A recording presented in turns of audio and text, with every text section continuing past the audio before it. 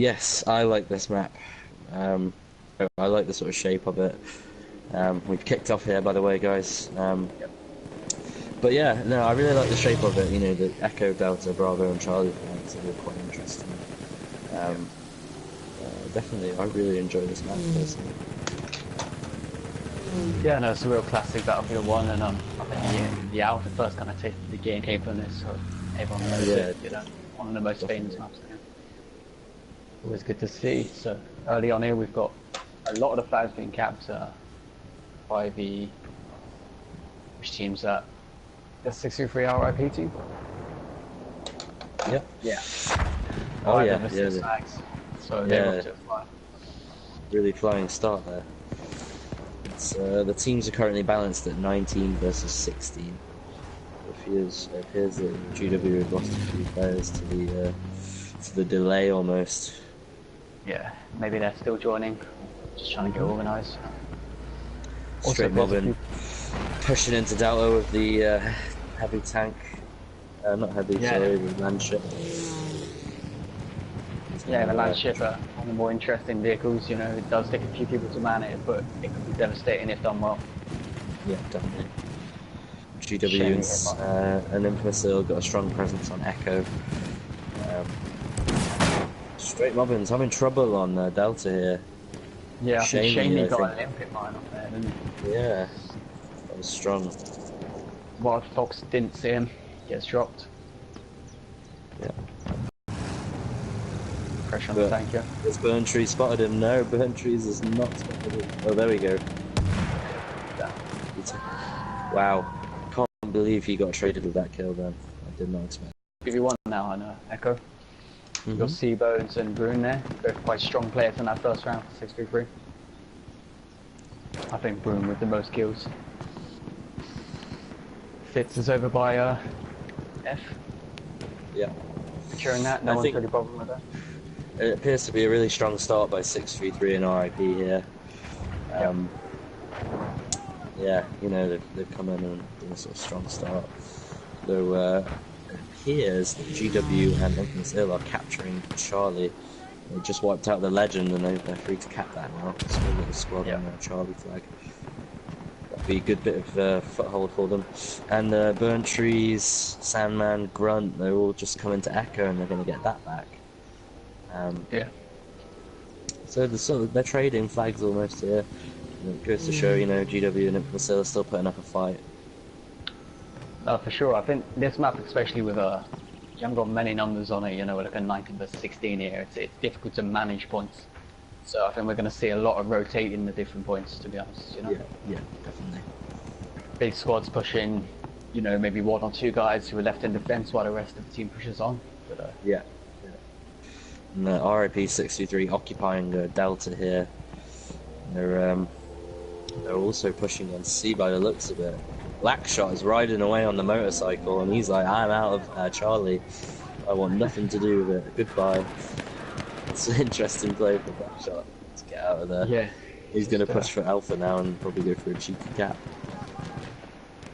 No, for sure. I think, I believe Blackshot is one of the squad leaders, so PB was on Charlie. So I think Blackshot instantly got as far away from it as he can, because they are essentially those spawn points, you know, for those squads. Yeah. The last one standing. PB went down on Charlie, unfortunately, so it looks like that's going to be going into RIP hands. Yeah. And RIP 623 responded to Blackshot's movement to Alpha. Looks like F. There's still strong Edward presence going from back into 623 hands, Delta back towards Infamous hands. So yeah, as we said, a lot of rotating, a lot of trading on this map, you know. Straight mob and Bravo as I think well. the map makes up for the sort of rotation of the, you know, how sort of linear Giant Shadow was. Made it tough for it to rotate. This is, I think, giving GW and a little bit more of a chance, despite the lower numbers. We're saying that there's a somewhat bigger lead being drawn out in the early stages of this game, because right now GW and Infamous only control 1 of the 6 flags.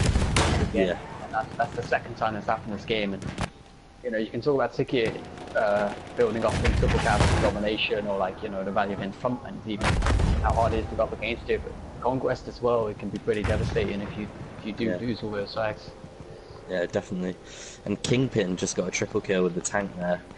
And IIII triple kill with the plane. And again, if you dominate in the air, you're going to cause trouble for the other team. So I think that is an issue that the GW and Infamous side are potentially struggling with right now.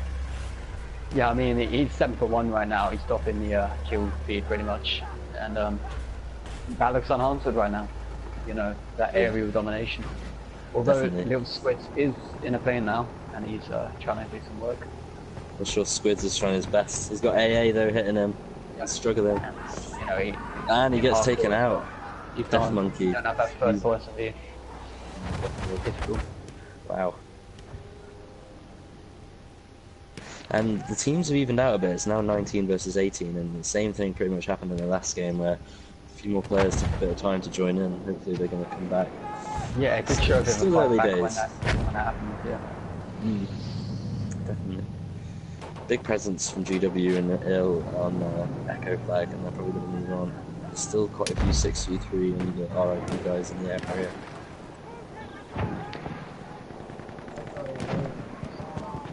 It's being traded again by the looks of it. Bilsford's is back on F, pushing on to a IIII who was the pilot, so he's finally been taken down by the looks of it, maybe by the air.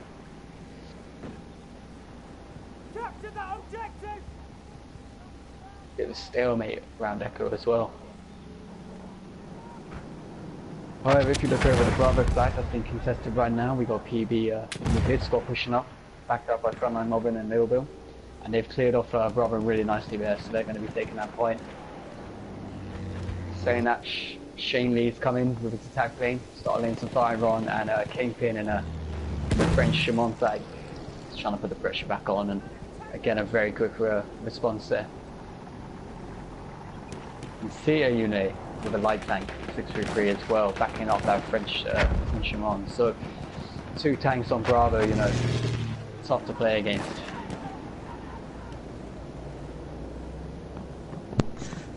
Yeah, sorry about that. I just had to go away for a sec. My housemates came back. Go on, lads! Oh, and there he is on the mic. That was just commenting, GW started taking Bravo really nicely, but there was a quick response from RIP as we've seen in 623. And there are 2 tanks rolled up, one light and one I do believe Frontline Mobbin just took out Sushinek in a plane using the heavy tank. I do believe I just saw that. And that Wow, was, that's I hope that was caught on camera, but I'm sure that was a small moment amongst the chaos on this map at the moment. was that the tank hunter plane? No, Or it was that was, just a standard attack plane?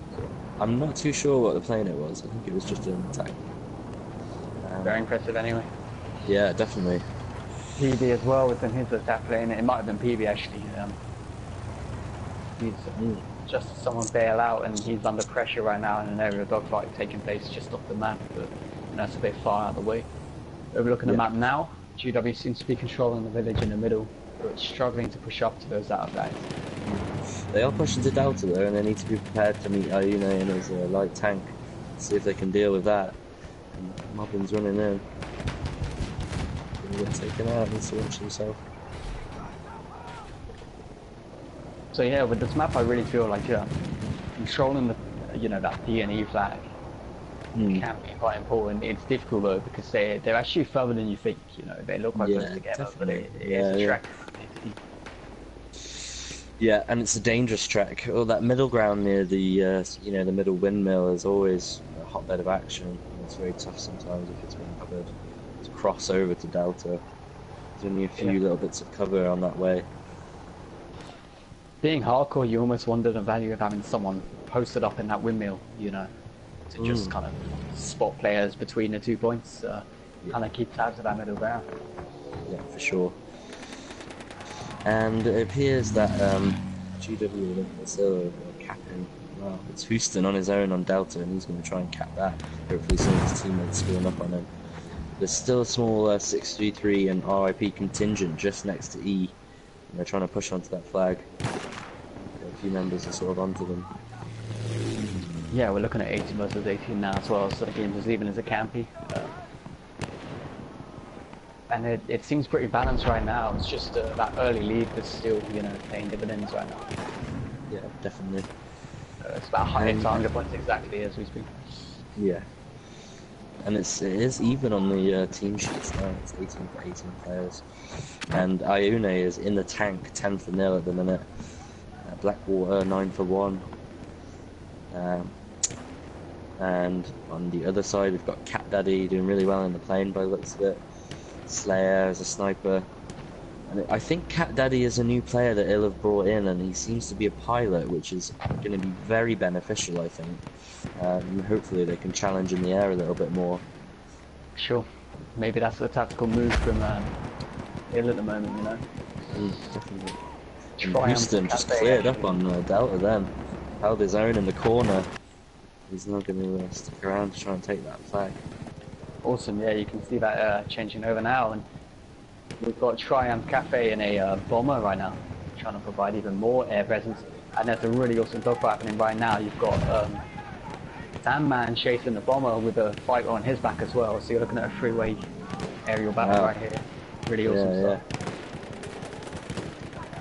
So it does look like there's a lot more to this and area. the attack plane gets Sandman there. Sandman gets taken out by Delirious Jester. Wow, so air superiority is maintained there from RIP and 633.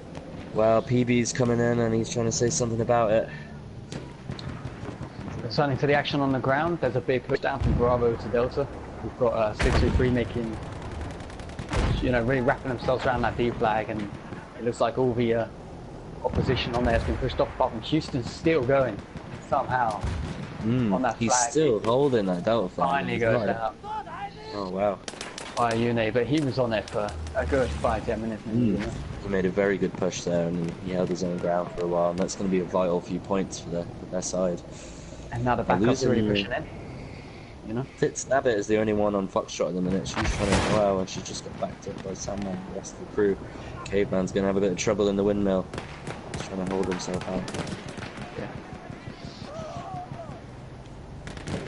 A bit more of a gap on this map though already, It's looking really pretty good for RIP and 63, and as was mentioned before by Kitty, these clans they do like their conquest, Yeah. and they seem to know what they're doing. They seem to step ahead at the moment. I think that's a very important point that Kitty made, and it's definitely noticeable in the style of play. They're definitely really on it, and I think it can make the difference, especially. But equally the tournament gives chance for teams to build up chemistry. It is the second round, first match, match, and there is going to be a learning curve for a lot of members, I assume. It'll be interesting to see how teams potentially progress as they progress through the tournament. No, definitely. Triumph still in that bomber, and just by looking at the way he's using it, he seems to know what he's doing,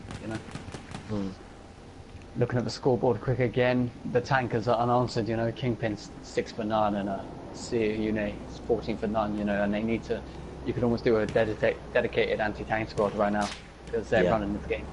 Yeah, they're really controlling it. Agreed. And yeah, I mean, it's looking pretty interesting. Again, the flags are sort of rotating much faster than the Giant Shadow game, just through the sort of layout of the map. Yeah, the game seems a lot more spread out. It's Charlie, probably harder to keep tabs on what's going on exactly, but yeah, there's a lot of players all over the place. Alpha, for example, switched hands there, now it's going back towards RIP. We've got a 6-3 push on Charlie, where we got PB's GW squad, trying to hold out. Tyrrell is actually hiding in Delta at the minute. No one has spotted him. Sandman is literally prone, pretty much facing him, and they've not spotted each other. It's quite funny, actually. And Bones is spawned. Right, but he's run away from it, so that Sandman might have cottoned on. He's dropped C. There we go. Oh, he's gonna get little bro. What? Sandman. What's going on? Delta. And he has to top it off. Grunt's the last one left. Machiavelli is spawned in on him. Tyrrell's actually not taking a shot because he doesn't want to give his position away. That's really smart. Yeah, it is really smart, and he's letting players spawn in on him on Delta. He really wants that flag. It's an interesting battle this year. Cat Daddy's coming in with the cavalry class though. Wonder what he's Bombing gonna run do. comes in. Doesn't hit home. I think Delirious Jester's doing very well on the planes. He seems to be enjoying them. Cat Daddy Yeah. coming in with the cavalry. He jumped off his horse. He's going to try and see what's going on. Takes out one. I've mentioned a few of the Oh. RIP and 63 guys scores. Just looking at GW now, we've got Blackshot 20 for 14. He's piloting right now. Mm. A lot of 13s, 15s, 14s, you know, teens for the GW squad, but you know, you can get your kills. The objectives are suffering right now. Yeah, definitely. I would agree. They've just managed to hold on to Echo, but they did lose Delta, and that Delta point was important for them to have, and they just didn't. They just weren't aware enough on the point. Tyrrell just lying down and riding a spawn point was a really, really smart move, and you can tell that that's a conquest style of thinking, in my opinion. Yeah, definitely. He knew what to do in that situation. Very smart. But they are moving Tyrrell's towards got that. 19 for 12 right now. You know, it's a solid score, but it's not exactly, you know, leading it on KD and stuff. But it's that team play that he's bringing. It's that, you know, tactical awareness, which is really setting him. Well, he's standing out right now. You know, that was some great play from him. Definitely. And Sushinek has just rode on a horse all the way around to Foxtrot. And that, again, is an interesting move, and it's important that players constantly rotate and make these sort of expeditions out to the flags that are have less attention on them almost. It's vital for the points. I mean, it's looking pretty bad news right there. You know, while GW and Instinct are taking, Infamous, are taking Delta, they're losing every other flag on the map, so... Yeah. I think they're holding on to Echo though. Caveman was trying to challenge it. You see the pilots constantly putting down flares, and I think that's a massive advantage as well. No, definitely. Shinek finally pretty much going to take Foxtrot, I think, unchallenged. It leaves sort of GW and Infamous Hill with Delta and Echo currently, although they've finally been wiped off Delta, and so it might be down to one flag here, and they need to get mobilised in so they can start to move out. Try to take something else. B? I don't think B has been contested on this map yet. Flag's been constantly in RIP and 633's control. Yeah, I think IIII. B's an underrated point as well. I think it's actually far more important than people realise. You can look over to Charlie's, you can work your way up to Alpha, you can go down the hill and overwatch Delta. So, you know, there's 3 points that are in play if you control B. Yeah, and it appears IIII is the one on Bravo who's just taken this sort of almost scouting spot, and I think he's been causing trouble all down in the sort of valley, almost on the Delta and Echo. Made it difficult for the other team. Yeah, yeah. Foxtrot's finally getting back into familiar hands, but they're still getting contested. Shane is trying to lay a few AT rockets down on front 9. Seems damage there. I believe we've got 2 Unes in this game. One's tanking, he's 16 for 0, and the other Une, Une 88, is 24 for 5, and they had tag playing, I believe. And I've just been watching him a little bit, and these diving runs, he's always getting 1 or 2 guys. Yeah, chips definitely. Really chips away at you, those kills. So we're into the second half again now. What do you think that GW and Infamous need to do different so for this game back?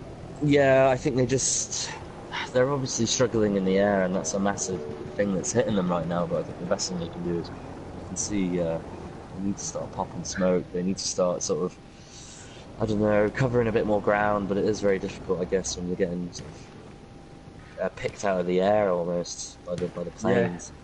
I don't know if you just saw that on Bravo. It looked like RIP and 62 were so keen to get bombing runs on the GW guys. Their planes collided with each other. Oh really? Oh Some of wow. them, so they need to capitalize on that quick. And as you can see, they're suddenly pushing Bravo and the map's swinging. It's an interesting little battle on Bravo now. It's 2v2 currently. 2v1. Build 3's last man alive. It's up against quite a strong force, and you see how 6C3 and RIP react to these flags being taken. They've had Bravo for so long, they really want it back now. And yeah, I just think like you saw that kind of response in Giant Shadow, where they would just respond to a flag in a giant force, almost as if it's planned. Yeah, definitely. I mean, I'm rotating through a few of the player perspectives just now, and the A flag, and you know you can see the squad plays there. People seem to be knowing where people are before they're taking the shots. You know, they're reacting to the scenario really nicely on the RIP side, and I can see them all pushing up together in the same vicinity as the squad. Yeah, it's interesting to see. I think if you notice on this map, there's not really been a strong foothold with the map with the flags. They're just constantly rotating and rotating. But it's made for quite interesting but sporadic gameplay. Definitely stretched out a lot more compared to the last map. Yeah, it's been a different sort of pacing.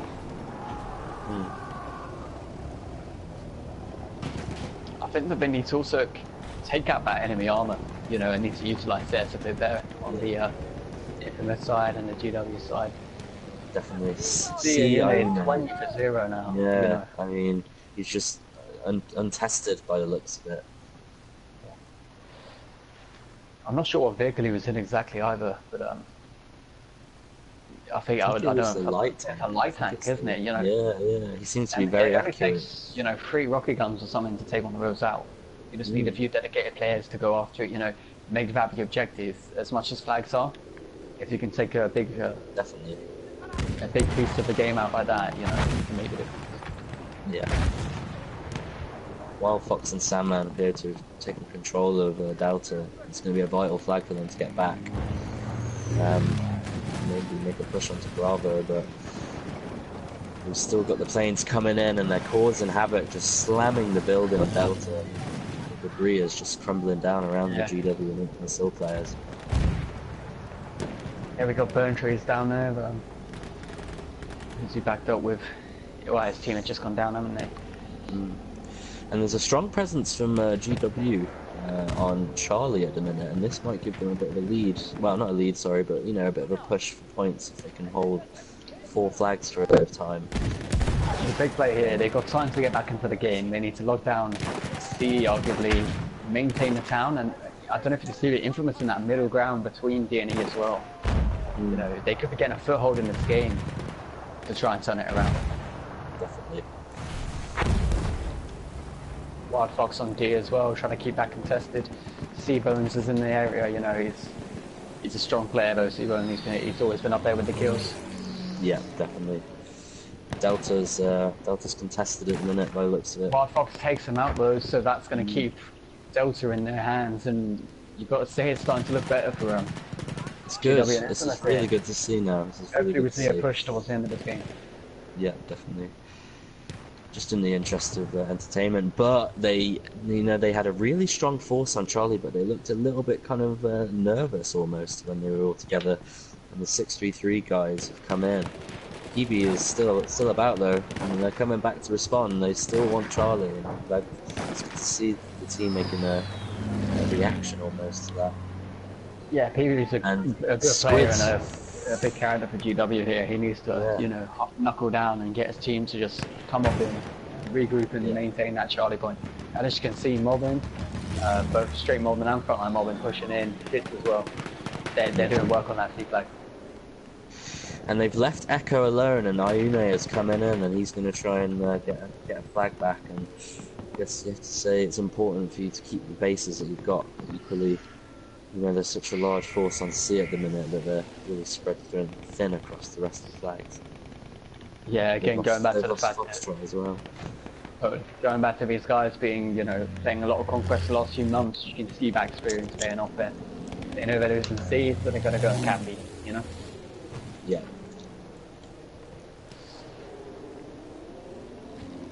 And we do have another VHCA UCA tournament game that is happening in the next, I think, 7 minutes. And so we may have to make some changes on the stream as to accommodate this change. We do have a few players who are commentating who will be playing at 11 o'clock for the GW Alpha squad. Well, both of us. Yes, both of us. Looking forward to it very much. Sweet, I get to talk about you guys. That's gonna be awesome. Yeah.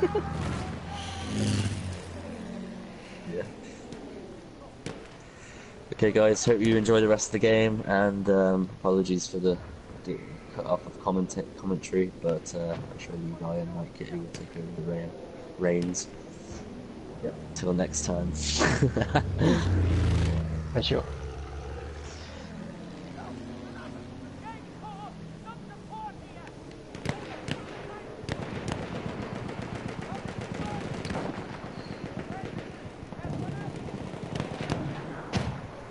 I'll hang about for a minute until I've been assigned a squad. Yeah, precisely. So yeah, what are you guys' thoughts on the game so far then?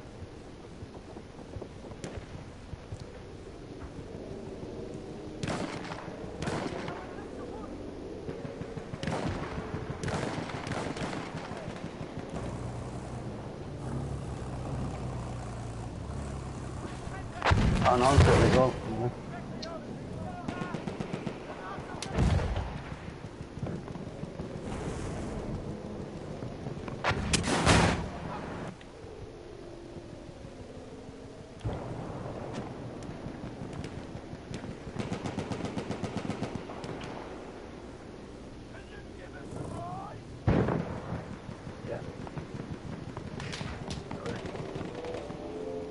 And I mean, I'm watching a uni HTA here. He's just every time he's going over and just like streaming them, you know. Absolutely like savage. He's just going through and mowing down one or two guys on every run, and it chips away from your team really badly. You know, it's pretty savage.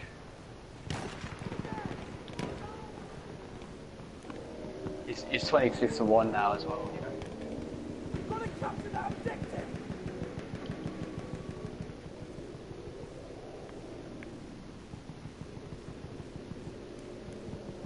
Still, it's not been one-sided, you know. It's been competitive. It's been a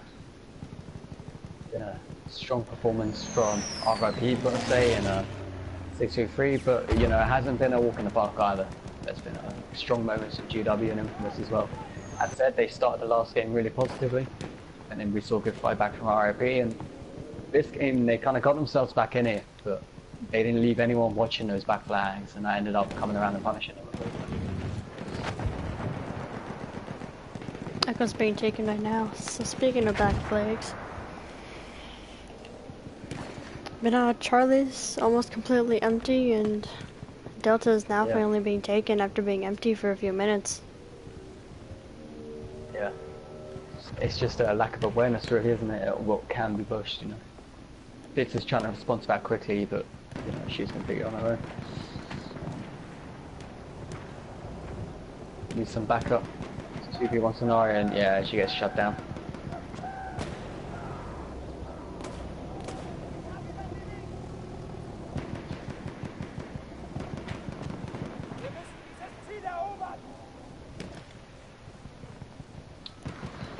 But yeah, it's going to be a tough fight back for GW here, and Infamous. You know, I think they're going back to the Giants channel after this game, I believe.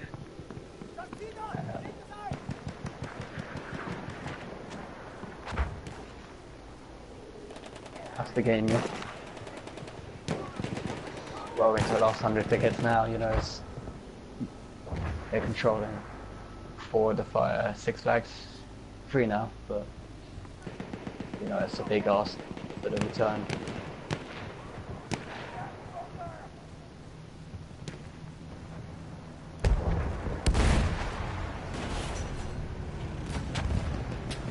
Yep.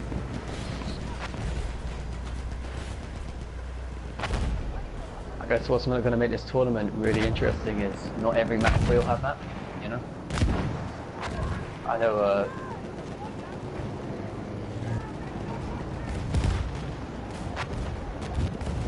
yeah, different ballgame. Well, I know the next game for the GW Alpha squad will be Ballroom and Suez, and you know, Ballroom, you do have the airplanes, but there's a lot of cover on that map in the middle flank anyway. And then we're on Suez second, which is a Sinai? I thought it was Suez. Oh, there we go then. Sinai, well, that's a very air dominant map, so that might come into play later tonight, you know. But if one team were to get Argons or Suez or, you know, even Amiens, it takes away that element of the game, you know? And I think we're going to see through this tournament different clans with different strengths, you know?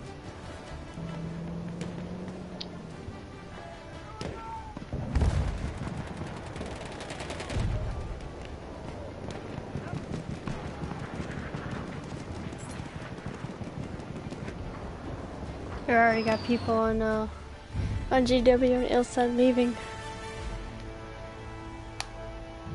So congratulations to 633 and Rip for your win. Yep, same margin as the first game pretty much. I think may even be the same scores.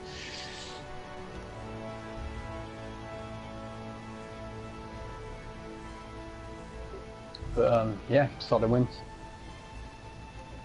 Not a thrashing, but 250 points is quite comfortable, you know. Cool.